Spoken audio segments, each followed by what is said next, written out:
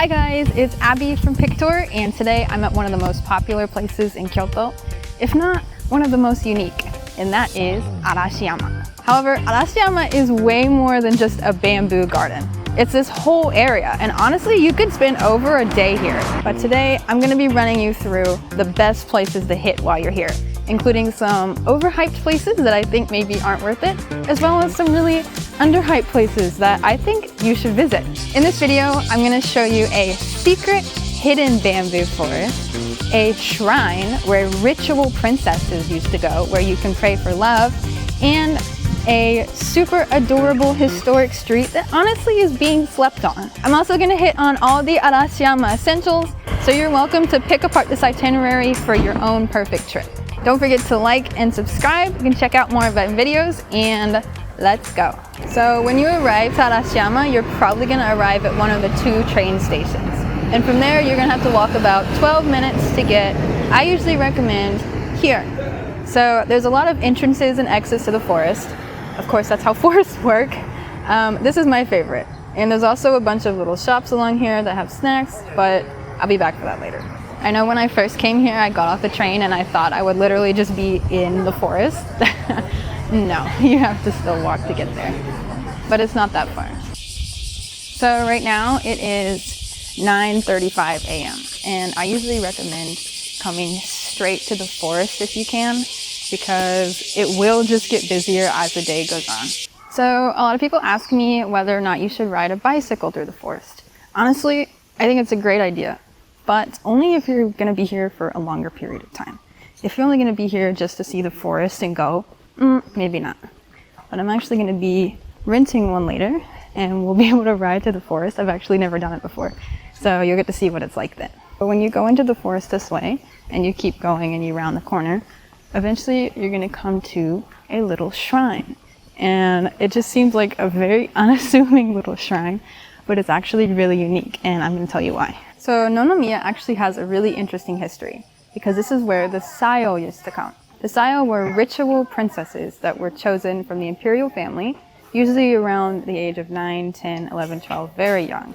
They were selected, and then they would be sent to a shrine out basically in the middle of nowhere back then. So after they were cleansed here and sent on, they would stay usually for years at Ise Shrine, and they would do rituals basically to help connect the world here to the spiritual world beyond. So let me show you Nonomiya Shrine. One really unique thing about Nonomiya Shrine also is this really cool torii gate. So when you come to Japan, you're gonna see a bunch of these, but I bet you're not gonna see a single other one that's actually like a tree. So even though this has been treated with a special substance, traditionally, hundreds and hundreds and hundreds of years ago, torii gates weren't red. They were made out of trees like this without the bark taken off. Nowadays, the bark is taken off and it's specially treated and usually painted, although a lot of gates are also concrete or PVC. So this is really unique in that they kept it the way it would have been at the time. But this shrine is really cute, really beautiful. I actually came here for the first time with my now husband, and we had only just started dating. But this is a shrine that's also really good for love. So I guess that worked out. But if you want to come here, you can get a lot of things related to love. For example, you can write one of these little imma, and they have some that are shaped like hearts. So what you do is you can buy one, and then you write a little note on it, and you leave it here. And that's like your wish. You want to leave your wish here. They have a bunch. They also have an omikuji, and this is a fortune. So the way this works is you're going to put in 100 yen, and then you're going to grab one of these, and it's going to have a fortune on it. And one really nice thing about these is they actually have English and Japanese. So that's really rare. Good luck finding English almost anywhere else. They also have a really beautiful mossy garden. So this little garden is actually supposed to represent Arashiyama itself. Like, this is the famous bridge that we'll see later. The last thing you want to do is come to this stone, which is over in the corner here. And this is called the turtle stone because it kind of looks like a turtle. So you're going to want to rub this turtle for good luck after you make your wish. And they have a bunch of amulets as well over here. if you need any love amulets. So when you leave Nonomiya Shrine, you haven't been in here for very long yet, so we're going to keep walking through the bamboo forest. And I made a left. You're going to come to some train tracks, and you're going to want to cross over those. And it's going to take you to another great little spot if you want to get some pictures.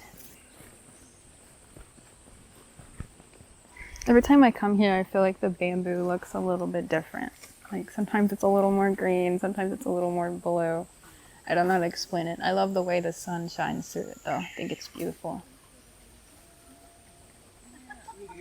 So another thing you can do in the forest is you can do a rickshaw ride. Those men have the strongest quads I've ever seen in my life. So this is my favorite area to come. You're going to come to this sign and you're going to see it's a really big area. By the way, right now, it's only 9:53 a.m. So it's pretty early, but it's not crazy early. So if you want to come here and look how there's like nobody behind me.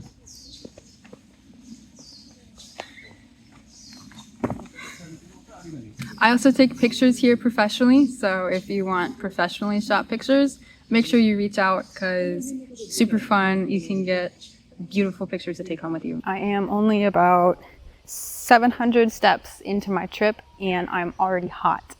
But the bamboo, it's great to be under it. It's so much more cooling than being straight in the sun. Now we're going to go back and we're going to keep exploring the rest of Arashiyama area.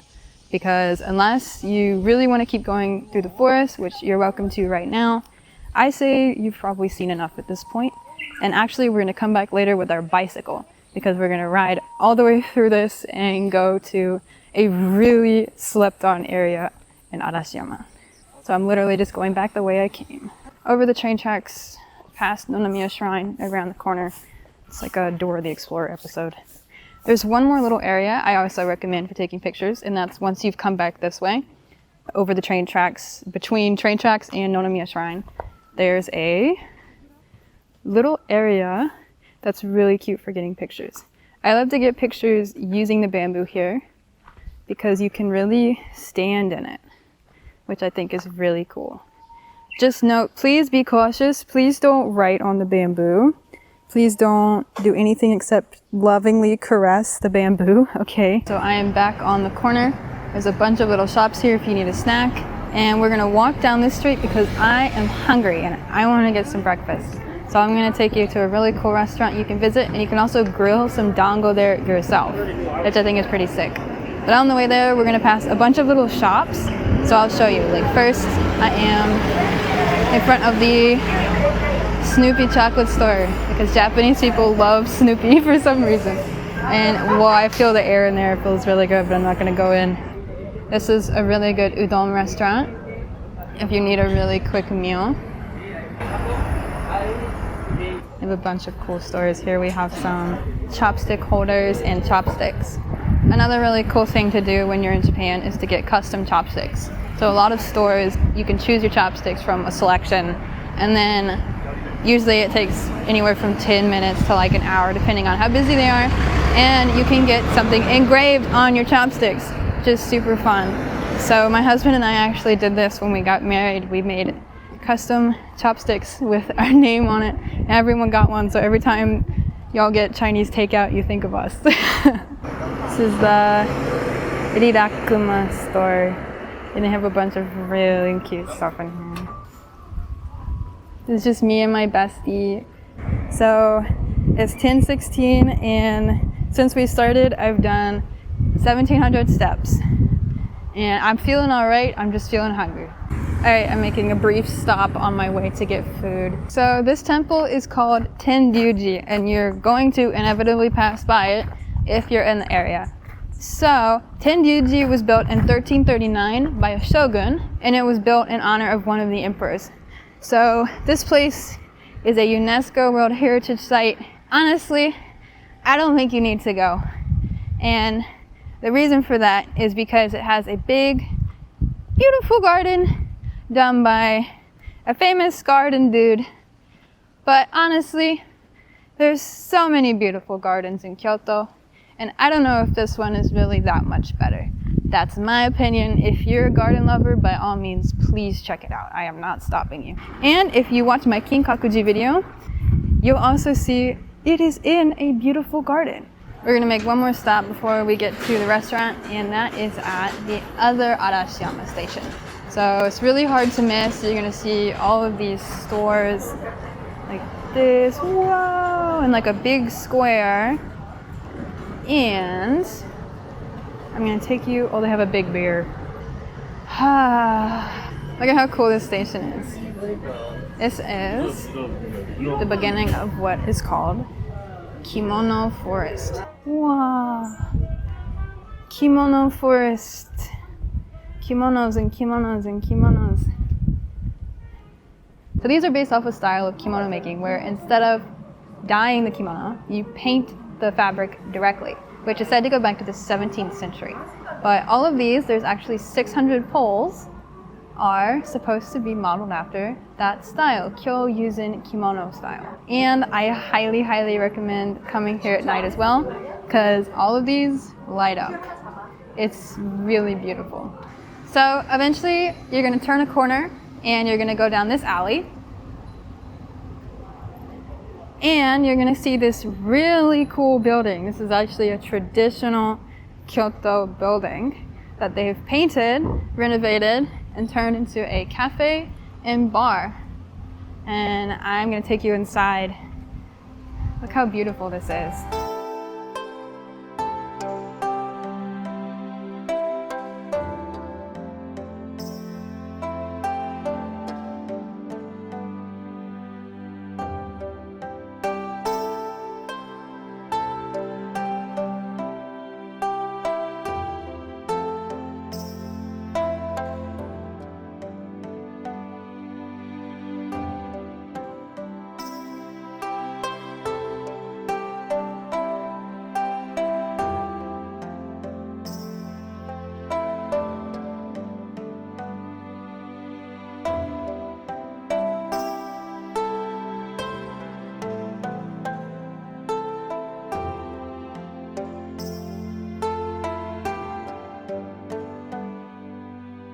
The food was super delicious. You have to come here.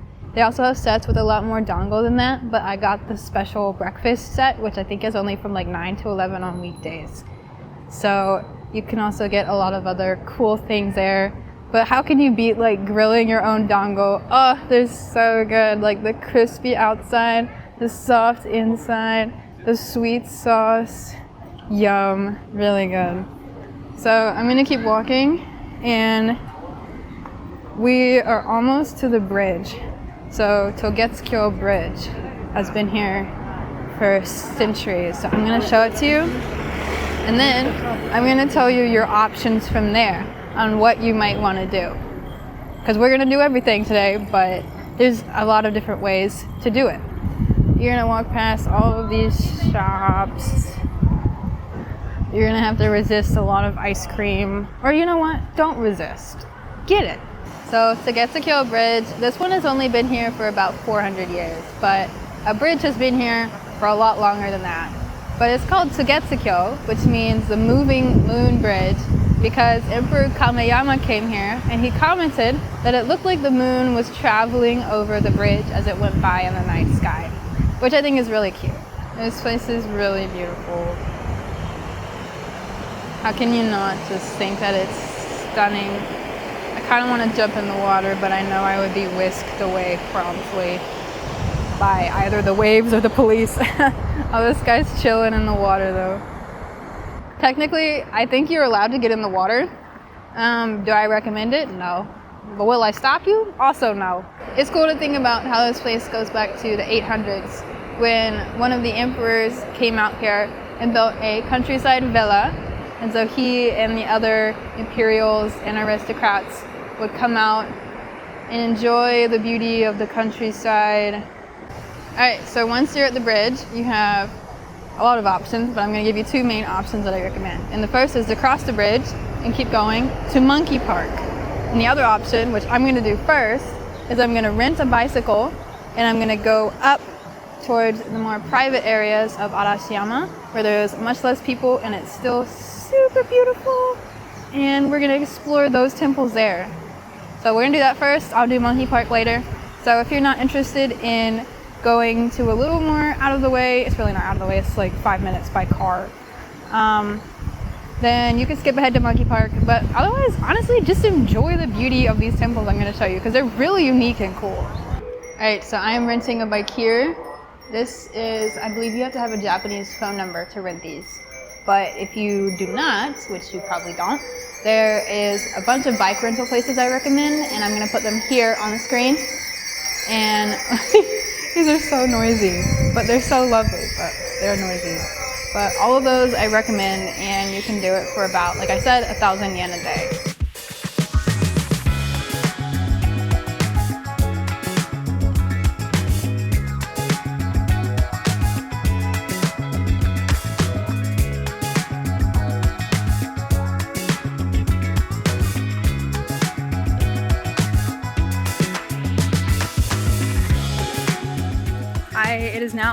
It is now 11:30, and this place is so much busier. If you can get your butt out of bed and get here before 10, do it, okay? All right, I couldn't even ride my bike. Let's go.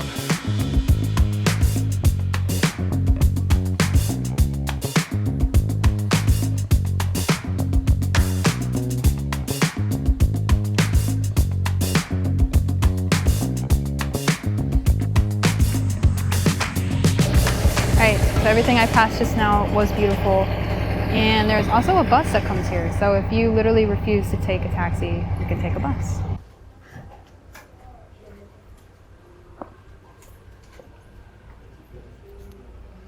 Wow. So the entrance is 400 yen, and I got my ticket. Oh, it's so much more peaceful here. Seriously. So this is Otagi Nenbutsu Temple, and this place is famous for having 1,200 of these little statues. So Otaki Temple actually goes all the way back to the end of the 700s when it was built in Kyoto city proper, and then it was accidentally destroyed and they rebuilt it here. So the story behind this place is that in 1955, Kocho Nishimura, who is a famous Buddha statue sculptor, actually became the head priest here. And in 81, he decided to make a bunch of these statues with the people that came here. So a bunch of parishioners worked together and they created all of these 1,200 statues, of which they are literally everywhere throughout this place. So another cool thing that Nishimura did is he created a Kannon statue. She's a bodhisattva, and she's the goddess of mercy.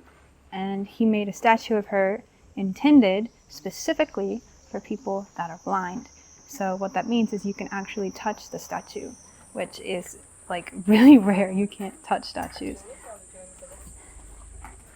So she's here, she's beautiful. Wow.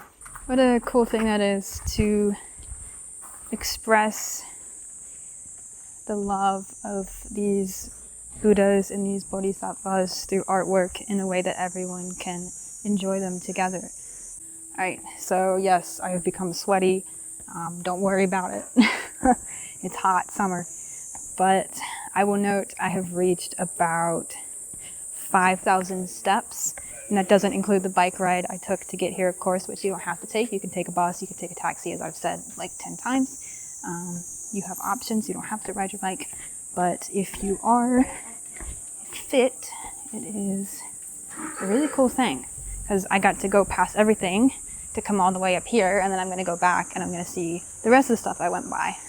But we arrived at Adashino Nenbutsu, another temple. So I've went to the end first, and then I'm working my way back. And the street that we're passing through is called Saga Preserved Street. And it's a super beautiful historic street that has a bunch of shops and stuff that I blew by on my bicycle, but we will revisit. All right, here's an important side note. Some people ask me about the Sagano Romantic Train. Should I take the Sagano Romantic Train? So, honestly, I don't think so. I think it's really overhyped. So it's about 880 yen, if I remember correctly, each way. So that's for adults per person. So it's about the cost of like a meal per person, and you sit in a train and you're on a really hard wooden seat, and it takes you basically through some scenery. Honestly, throughout the year they have certain times, like they have a light up, which is nice, but in my opinion, I just don't think it's worth it. I think unless you really have a desire to sit on a train specifically and see the scenery and spend the money, it's not necessary. There's so many beautiful things you can see. Why do you need to like sit on a hard train to get to see it? But that's just my opinion, and I'll tell you, I like to be honest with you guys. I'm always really honest whenever my clients ask me questions, because you guys are only here for a very limited amount of time, and most of you only have a limited amount of money, and I want to make sure that you do the best things you can possibly do. So generally speaking, no. Okay, let's go inside this temple. All right. I am one person. Oh, this is the most boring ticket I've ever seen. So this is a really sacred place. This place was built by the monk Kukai, who you'll probably hear about all throughout Kyoto. So at this temple, there's about 8,000 stone images, and there's pagodas that are commemorating the dead. Originally, this was a site for funerary rites for bodies that were left to the elements. They were just left to hang around, and Kukai didn't like that, and so he made a proper burial ground with stone images to honor the dead. I don't want to show too much, and then we're going to go to the bamboo, which is why I dragged you guys here in the first place. Let's go see it. Secret path of bamboo. Here she is. Oh my gosh. Look at this.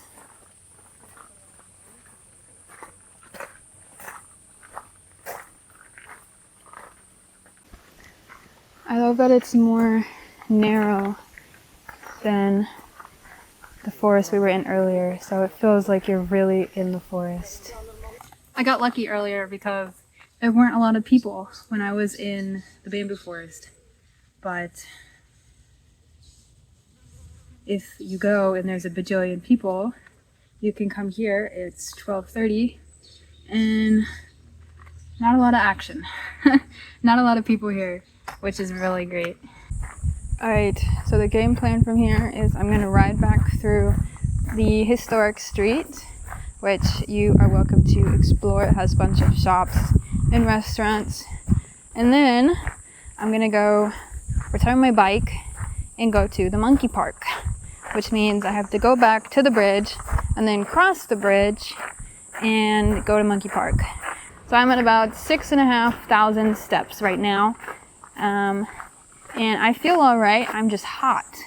But otherwise, my feet aren't that tired, and they won't be really tired until we get to Monkey Park at the top. So let's go.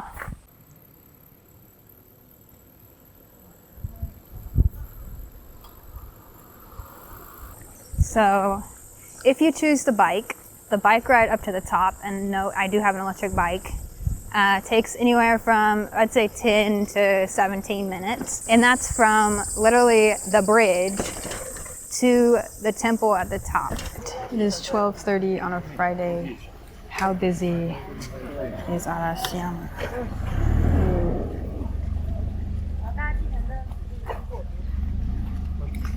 Quite busy. Alright, I have returned to the bridge and I bought a popsicle at the store right by the bridge. Alright, let's cross that bridge. So to get to Monkey Park, you're gonna cross the bridge and you're gonna make a right so that you're walking along the river this way. And then you'll see a sign with a monkey on it, and go figure, that's where you're gonna wanna go. So admission is 600 yen for an adult, 300 for a child. Usually about up until 15 years old is considered child. They don't like ID you or anything. And they are open till 4 p.m. So the monkeys are very busy, they have to rest.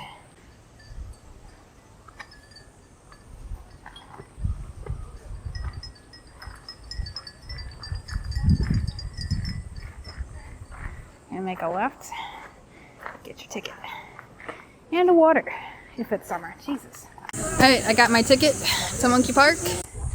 I love this place, but it is a hike.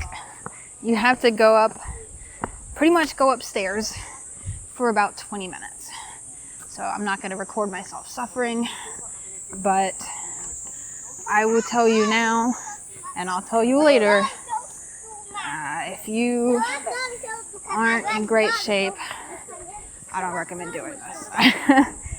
You can go really slowly, that's okay, but it takes a while. So I'll see you guys on the other side. Coming up the final stairs.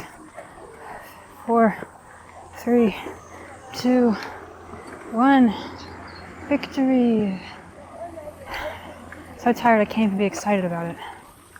Monkeys. Monkeys everywhere. Monkeys are living a better life than me right now. Oh my god. Hey, if you were wondering why I did this last, I think my sweat is self-evident. Honestly, even if you don't care about monkeys, the view is very nice. Just zoom in a little bit on it. Wow, I love the river. Love the mountains. Kyoto is like, the mountains are the outside of the bowl, and Kyoto is in the middle. So that's another reason why it gets so hot and humid here in the summers, because we are literally in a bowl. So the heat's just sitting in this bowl, which, yeah, it's hot. There's also a banana behind me, which is really funny. I want a picture with the banana. So when you get here, you basically get to the top of a big park area, and there will just be monkeys running around. And what you can do, where I'm going to take you, is take you inside this building, and you can get some food for the monkeys. But you can only feed them inside. So inside, they're like, feed me. Spoiled life eating his nuts. God, I wish that were me. I got some apples. Apparently in the summer they like apples. These monkeys have standards, okay? Right. Yeah, it's just for you. It's a little apple. Do you want an apple? I know. Hold on. Here you are.